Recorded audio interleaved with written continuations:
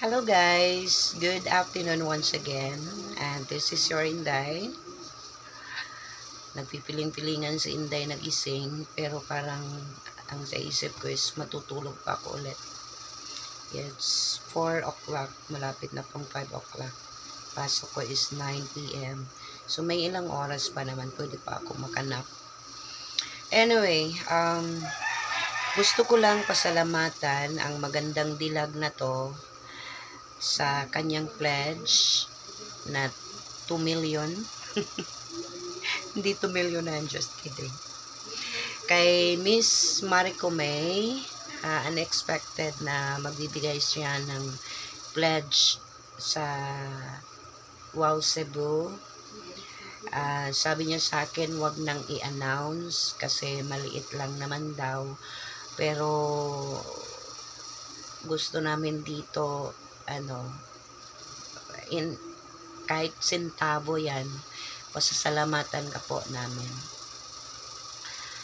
Sa pledge po ninyo para sa Wow Cebu, maraming salamat kay Miss Mariko May, ang magandang teacher ng Kabunso.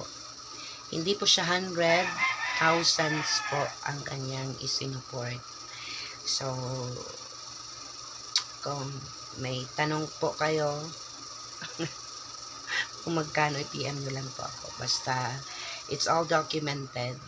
May mga naman po kami. Para sa mga dyan, mga marites dyan. Thank you kay Miss Mariko May.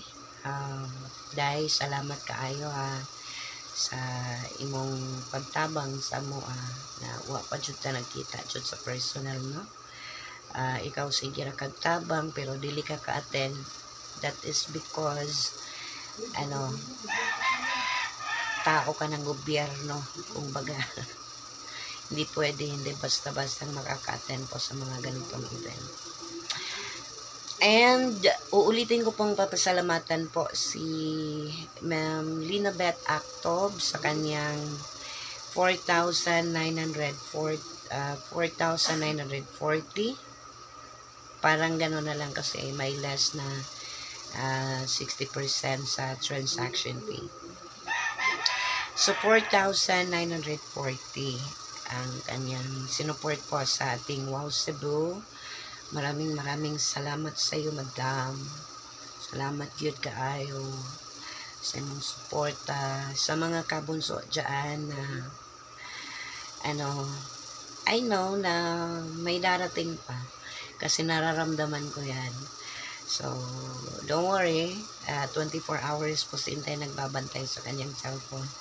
Sa trabawan naman guys, pag break time ko po, check sa cellphone, reply sa mga nag-i-inquire. Pag dito, makauwi ako, tulog, pero pag tunog ng cellphone, gigising, magre-reply, tapos balik tulog. Iba, nakakasira ng life. Thank you so much guys for watching this video and see you, Kabunso.